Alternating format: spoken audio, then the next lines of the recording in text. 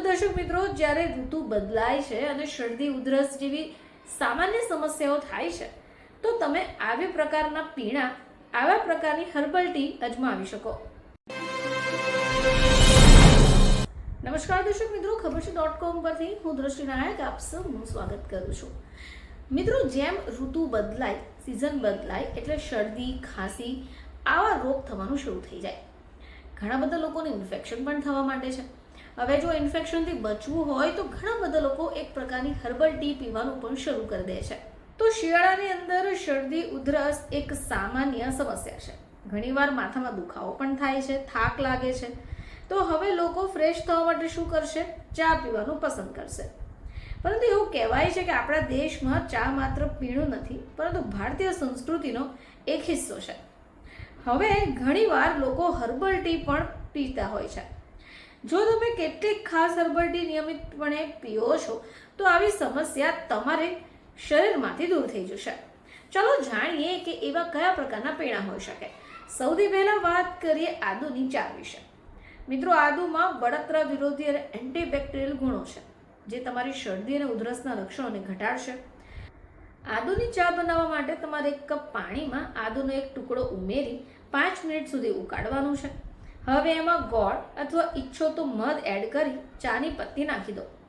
પછી દૂધ ઉમેરી દો. થોડી વાર માટે એને ઉકાળો અને બાદમાં ગાળીને પી લો. ચલો વાત કરીએ ગ્રીન ટી વિશે. તો આ ગ્રીન ટીના પણ ઘણા ફાયદા છે. આ ગ્રીન ટીમાં હાઈ એન્ટીઓક્સિડન્ટ સામગ્રી રોગપ્રતિકારક શક્તિને મજબૂત બનાવે છે. હવે આ ગ્રીન ટી શરીરથી ટોક્સિક એલિમેન્ટ્સને બહાર પણ કાઢે છે. એટલા માટે વેઇટ લોસ માટે પણ મદદરૂપ છે. ચલો વાત કરીએ તુલસીની ચા વિશે. તો તુલસીમાં ઘણા ઔષધીય ગુણો રહેલા છે. તુલસીના પાનવાળી ચા પીવાથી તણાવ, ચિંતા, ડિપ્રેશનની સાથે સાથે માથાનો દુખાવો, ઉધરસ, શરદી આવી પ્રકારની સમસ્યામાંથી રાહત મળી શકે. જો તમે તુલસીની ચા પીઓ છો તો તમારી ઇમ્યુનિટી, પાચન અને સ્કિનને પણ લાભ થઈ શકે. ચલો વાત કરીએ ફુદીનાની ચા વિશે. તો મોસમી એલર્જી સામે લડવામાં અને ચેપથી રાહત અપાવવા આ ચા સાથે બીજો કોઈ મેળ નથી. સ્વાસ્થ્ય માટે ફાયદાકારક છે. શરદી, ઉધરસ, ગળામાં ખરાશ, રામબાણ ઇલાજ એમ કહી શકાય.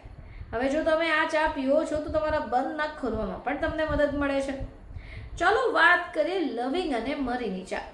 હવે આ ચા જો તમે પીઓ છો તો છાતીમાં એકત્રિત થયેલો કફ બહાર નીકળી શકશે. ઉધરસ મટી શકે છે. ગંભીર ઉધરસની સ્થિતિમાં પણ એનું સેવન કરવું ફાયદાકારક સાબિત થઈ શકે એમ છે. તો દર્શક મિત્રો, જ્યારે ઋતુ બદલાય છે અને શરદી ઉધરસ જેવી સામાન્ય સમસ્યાઓ થાય છે, તો તમે આવી પ્રકારના પીણા, આવા પ્રકારની હર્બલ ટી અજમાવી શકો. ફરીથી તમારી સમક્ષ હાજર થઈશું. ત્યાં સુધી જોતા રહેજો ખબર છે .com.